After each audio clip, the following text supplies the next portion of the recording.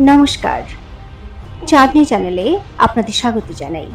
আজ আপনারা শুনছেন একটি অসাধারণ গল্প, রাজ মুকুট।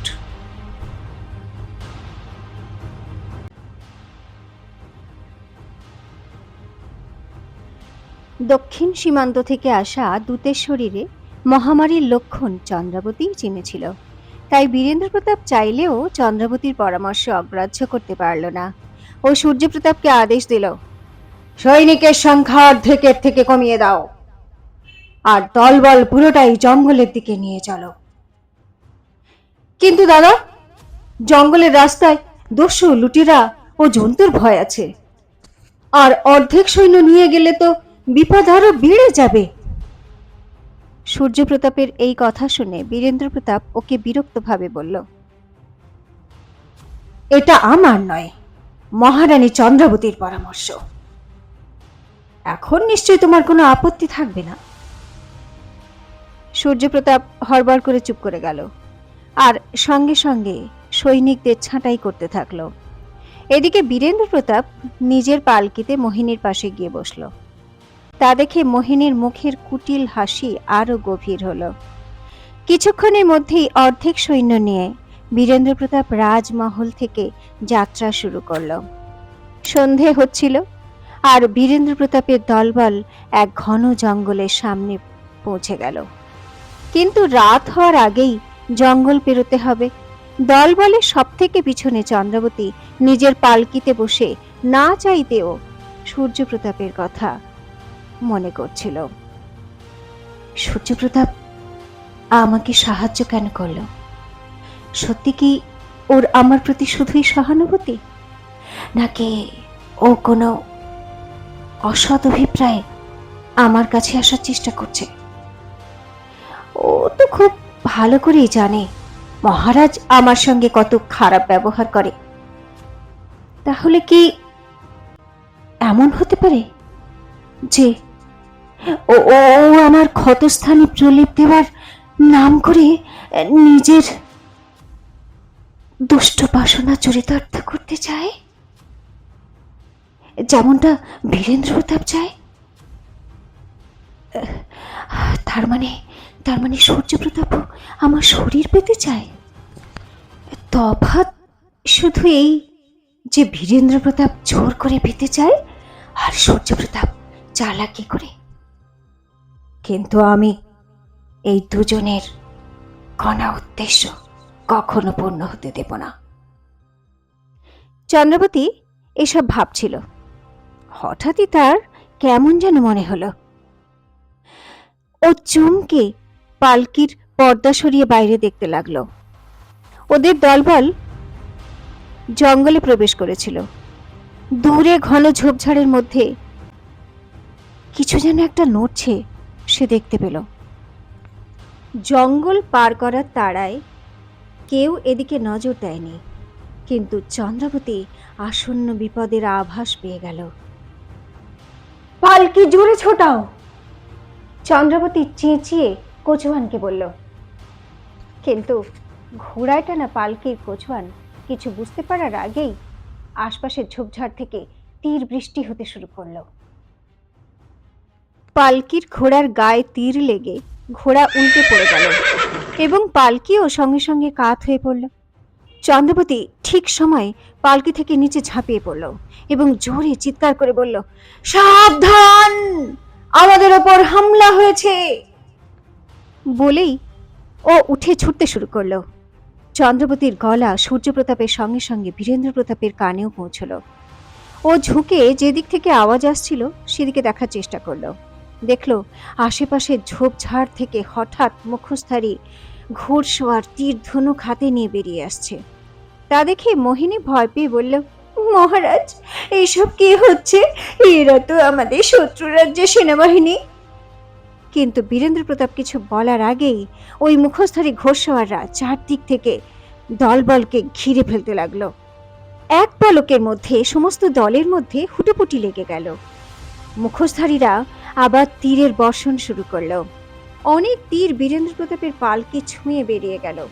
মোহিনী প্রচন্ড ভয় পেয়ে বীরেন্দ্র প্রতাপের শরীরের সঙ্গে লেপ্টে গেল। গাড়ি জোরে চালাও, বীরেন্দ্র প্রতাপ বলল, আর নিজের তলোয়ার কোমর থেকে এক টানে বের করে হাতে নিয়ে নিল, আর এক হাতে মোহিনীকে জড়িয়ে ধরল। কোচওয়ান ঘোড়ার গাড়ির গতি বাড়িয়ে দিল। বীরেন্দ্র প্রতাপের সেনাবাহিনী মুখোশধারীদের উপর ভেঙে পড়ল। এর মধ্যে দলের সবচেয়ে আগে চলা সূর্যপ্রতাপ তার সেনাবাহিনী নিয়ে পিছন ফিরে ঝাঁপিয়ে পড়ল এবং বলল, হামলা করো এদের ওপর। নিজের তলোয়ার হাওয়ায় দুলিয়ে সৈনিকদের আদেশ দিল। সূর্যপ্রতাপ একলাই ওই মুখোশধারীদের উপর স্বয়ং যমরাজের মতো ভয়ঙ্কর বেগে ঝাঁপিয়ে পড়ল। চন্দ্রাবতীকে দুজন মুখোশধারী ঘিরে ফেলেছিল। চন্দ্রাবতী দ্রুত নিজের ছুরি বের করে একজন মুখোশধারীর গলায় এমনভাবে আঘাত করল যে সে সেখানেই শেষ নিঃশ্বাস ত্যাগ করল। চন্দ্রাবতী দ্বিতীয় মুখোশধারীর উপর ঝাঁপিয়ে পড়ল আর কাটারির আঘাতে তার মুখ ক্ষত বিক্ষত করে দিল। সে চিৎকার করে পিছনে পড়ে গেল। এইসব দেখে সমস্ত মুখোশধারী গুন্ডারা একসঙ্গে চন্দ্রাবতীর উপরে হামলা করে দিল। চন্দ্রাবতী একেবারে ভয় পেয়ে পিছনে সরে গেল। খবরদার, মহারানীমাকে কেউ ছুঁয়েছ তো? তখন বাঘের মতো গর্জন করে সূর্যপ্রতাপ ওই মুখোশধারীদের উপরে তলোয়ার নিয়ে আক্রমণ করল। জঙ্গলের মাঝখানে এক মহাযুদ্ধ শুরু হয়ে গেল। এদিকে বীরেন্দ্র প্রতাপের পালকি অনেকটা এগিয়ে গিয়েছিল, কিন্তু মোহিনী তখনও বীরেন্দ্র প্রতাপের সঙ্গে লেপ্টে ছিল। বীরেন্দ্র প্রতাপ পিছন ফিরে দেখল তো সূর্যপ্রতাপ এবং চন্দ্রাবতীকে তখনও গুন্ডাদের সঙ্গে যুদ্ধ করতে দেখতে পেল।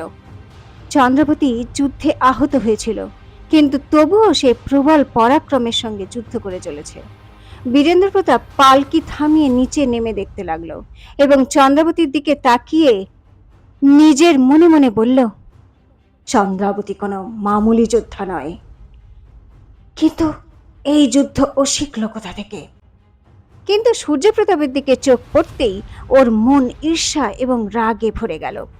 তখন চন্দ্রাবতী জোরে চিৎকার করে উঠল আর নিচে পড়ে যেতে লাগলো। বীরেন্দ্র প্রতাপ চন্দ্রাবতীর দিকে দৌড়ল, কিন্তু পৌঁছানোর আগেই সূর্যপ্রতাপ দ্রুত চন্দ্রাবতীকে ধরে ফেলল। বীরেন্দ্র প্রতাপ থেমে গেল এবং ভিতরে ভিতরে ছটফট করে উঠল। সূর্যপ্রতাপ চন্দ্রাবতীকে মাটিতে শোয়ালো এবং রাগে চিৎকার করে মুখোশধারীদের উপর ঝাঁপিয়ে পড়ল। তোমাদের হিম্মত কি করে হলো বিক্রমগড়ের মহারানীর উপর হামলা করো? আমি তোমাদের সবাইকে এই জঙ্গলে পুঁতে ফেলবো। ওর তলোয়ার বিদ্যুতের গতিতে চলতে লাগলো। দেখতে দেখতে সমস্ত মুখোশধারী ধরাশায়ী হয়ে গেল এবং যে কজন বেঁচে ছিল তারা পালাতে লাগলো। পালাচ্ছ কোথায় কাপুরুষের দল? এসো, মোকাবিলা করো আমার তলোয়ারের। তোমাদের জন্য সূর্যপ্রতাপ একাই যথেষ্ট। দূরে দাঁড়িয়ে বীরেন্দ্র প্রতাপ এসব দেখছিল। তাকে বাইরে থেকে চুপচাপ দেখাচ্ছিল, কিন্তু তার ভিতরে যেন তুফান চলছিল। বীরেন্দ্র প্রতাপের অবস্থা মোহিনী খুব ভালো করে বুঝতে পারছিল আর মনে মনে হাসছিল। বাইরে ভয় পাওয়ার নাটক করে বলল, কুমার কুমার ঠিক সময় মহারানীর প্রাণ বাঁচিয়েছেন, না হলে আজ যে কি হতো কে জানে।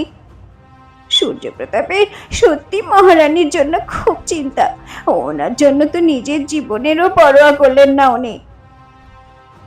সবকিছু জেনে শুনেই এ কথা মোহিনী বলল, যাতে বীরেন্দ্র প্রতাপের মনে ঈর্ষার আগুনে ঘৃতাহুতি পড়ে। আর সত্যি তাই হলো। মোহিনী তার দ্বিতীয় চাল চালল এবার। আপনার সেনাবাহিনীর উপর হামলা করার সাহস কার হবে?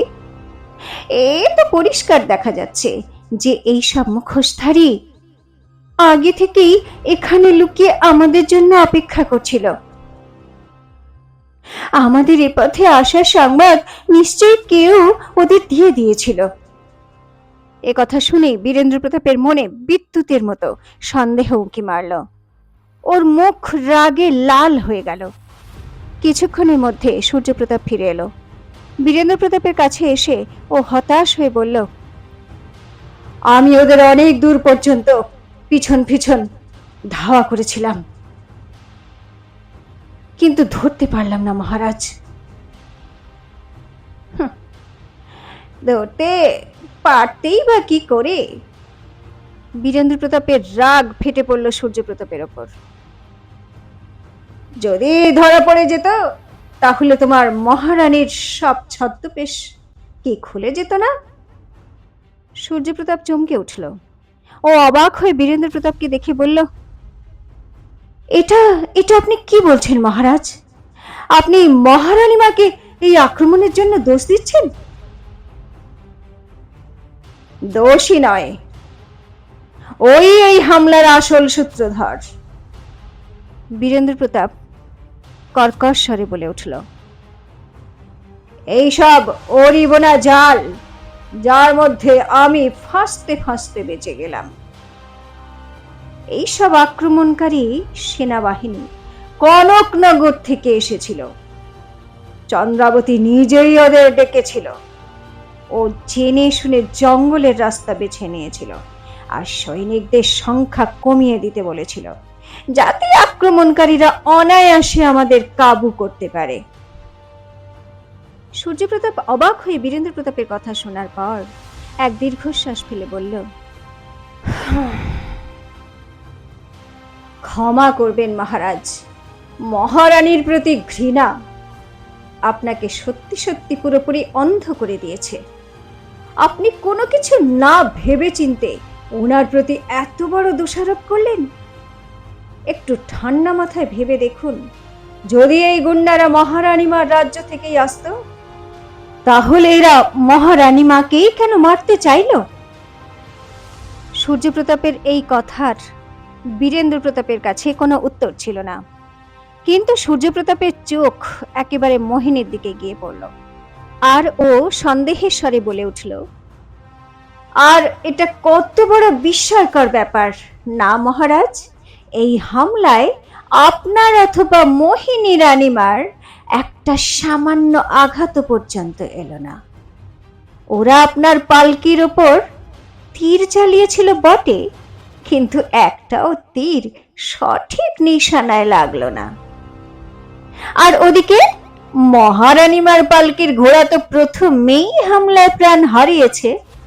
এই জন্য আমার তো পাক্কা বিশ্বাস এই সমস্ত হামলাকারীরা আমাদের রাজ্যেরই লোক ছিল, আর তাদের একটাই লক্ষ্য ছিল মহারানীমাকে প্রাণে মেরে দেওয়া। এ কথা শুনে মোহিনী একেবারে ভয় পেয়ে গেল। ও সূর্যপ্রতাপের চোখের দিকে তাকাতে পারছিল না, কিন্তু সূর্যপ্রতাপের তীক্ষ্ণ চোখ তখনও মোহিনীর দিকেই নিবদ্ধ ছিল। বীরেন্দ্র প্রতাপ বলল, আচ্ছা, তো তোমার যদি চন্দ্রাবতীর উপরে এতটাই ভরসা, তো কোনো প্রমাণ দেখাও যে ওইসব হামলাকারীরা আমাদের রাজ্যেরই লোক ছিল। না হলে মহারানীর সঙ্গে সঙ্গে এখন তুমিও আমার সন্দেহের তালিকায় এসে যাবে। আপাতত দ্রুত এখান থেকে যাওয়ার ব্যবস্থা করো, আমাদের কাছে বেশি সময় নেই। বলার পরে বীরেন্দ্র প্রতাপ মোহিনীকে নিয়ে নিজের পালকির দিকে চলে গেল। সূর্যপ্রতাপ চেয়েও এখন কিছুই করতে পারল না। ও মাটিতে বেহুঁশ হয়ে পড়ে থাকা চন্দ্রাবতীকে তুলে একটা পালকিতে শুইয়ে দিল আর চুপচাপ নিজের ঘোড়ার পিঠে চড়ে বসল। কিছুক্ষণের মধ্যে কারবা জঙ্গল থেকে রওনা হয়ে গেল। অনেকক্ষণ পরে চন্দ্রাবতীর জ্ঞান ফিরলে ও দেখল একটা তাঁবুর মধ্যে একটা আরামদায়ক বিছানায় ও শুয়ে আছে। একজন বৈদ্য ওর বিছানার পাশে বসে ওর জন্য ওষুধ তৈরি করছিল। ও হড়বড় করে উঠে বসার চেষ্টা করলো, কিন্তু তখনই একটা গলার আওয়াজ কানে এলো, শুয়ে থাকুন মহারানীমা, এখন আপনার বিশ্রাম দরকার। এই গলা সূর্যপ্রতাপের ছিল। সে একটু দূরে একটা আসনে বসেছিল। আমরা কি দক্ষিণ সীমান্তবর্তী এলাকায় পৌঁছে গেছি?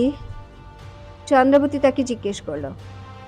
না মহারানীমা, এখনো অনেক দূর, কিন্তু রাত অনেক বেশি হয়ে গেছিল আর ঠান্ডাও খুব বেশি পড়ছিল, তাই মহারাজ হুকুম দিয়েছেন এখানেই তাঁবু ফেলে বিশ্রাম নেবার জন্য। চন্দ্রাবতী একটা গভীর শ্বাস নিয়ে বলল, ওই গুন্ডাগুলোর জন্য দেরি হয়ে গেল, না হলে আমরা এতক্ষণে পৌঁছে যেতাম। এক এক বল ভীষণ দামি সূর্যপ্রতাপ, ওখানে লোকের প্রাণ চলে যাচ্ছে আর আমরা এখানে আরাম করছি। সূর্যপ্রতাপও গম্ভীর হয়ে বলল, আপনার চিন্তা আমি বুঝতে পারছি মহারানীমা, কিন্তু এখন ভোর না হওয়া পর্যন্ত এখানেই থাকতে হবে। হতেও তো পারে শত্রুরা সামনে পথ আগলে বসে আছে। ওরা কারা ছিল? চন্দ্রাবতী জিজ্ঞাসা করলো। কিছু জানা গেল সূর্যপ্রতাপ? এক রাশ হতাশা গলায় নিয়ে সূর্যপ্রতাপ বলল, না মহারানীমা, একটাও গুন্ডাকে ধরতে পারিনি। না হলে জানতে পারতাম, কিন্তু আমার দুঃখ এই যে মহারাজ আপনাকে বাঁচানোর চেষ্টাও পর্যন্ত করলেন না। ওনার শুধু নিজের প্রিয় রানী মোহিনীর জন্যই চিন্তা। যেখানে এইসব ঘটনার মূল ষড়যন্ত্রী ওই মোহিনীই ছিল। একথা শুনে চমকে উঠল চন্দ্রাবতী। তাহলে এটা মোহিনীরই চাল ছিল?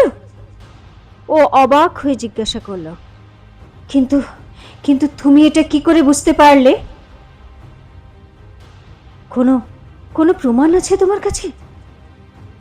সূর্যপ্রতাপ নিরাশ হয়ে বলল, প্রমাণ থাকলে তো আমি মহারাজকে সঙ্গে সঙ্গেই দেখাতাম, কিন্তু আমি ঠিক জানি ওই মুখোশধারীরা মোহিনীরই লোকজন।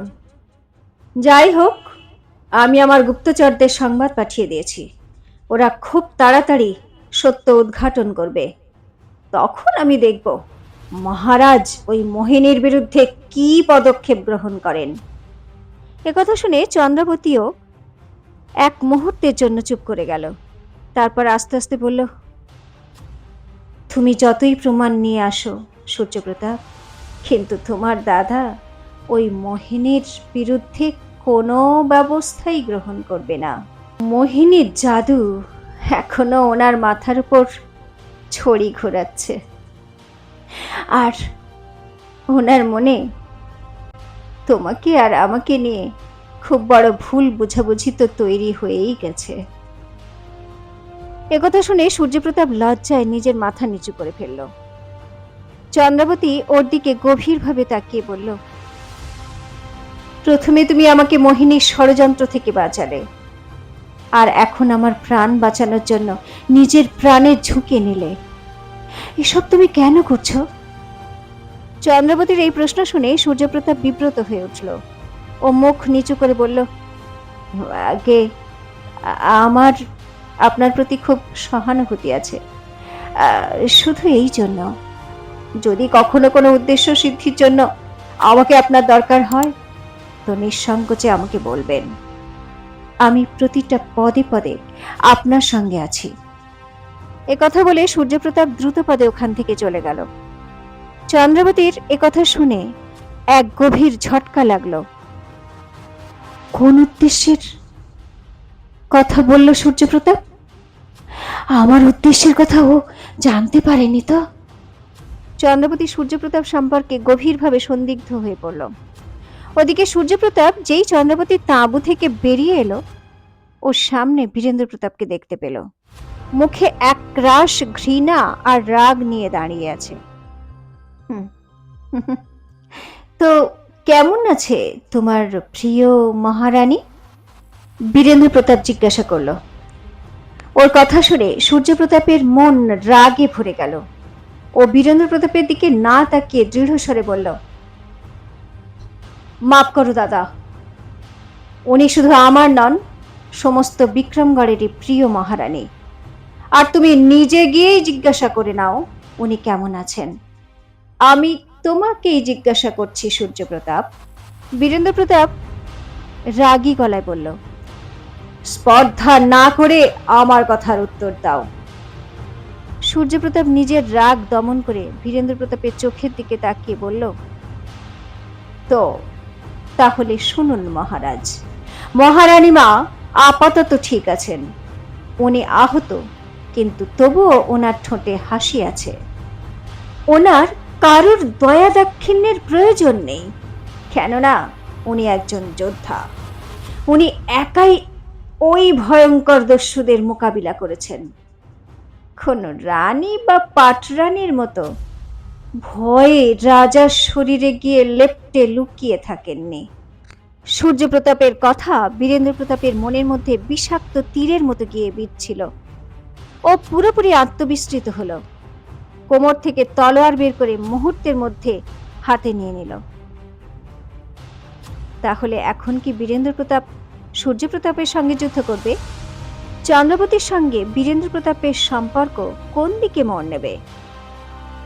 জানার জন্য শুনতে থাকুন রাজমুকুট, এক ঐতিহাসিক প্রতিশোধ, শুধু চাঁদনির সঙ্গে চাঁদনি চ্যানেলে।